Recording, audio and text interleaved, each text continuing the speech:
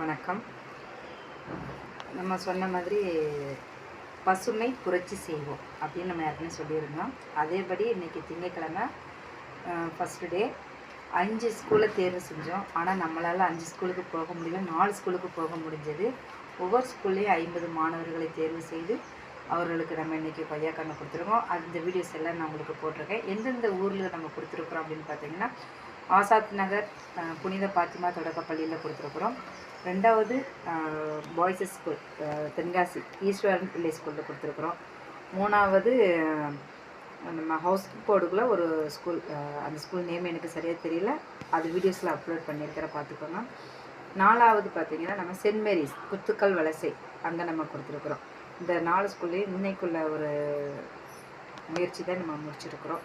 Next அடுத்த நாளைக்கு என்ன பண்ண போகிறோங்கிறத நம்ம அடுத்த நாளைக்கு பார்க்கலாம்.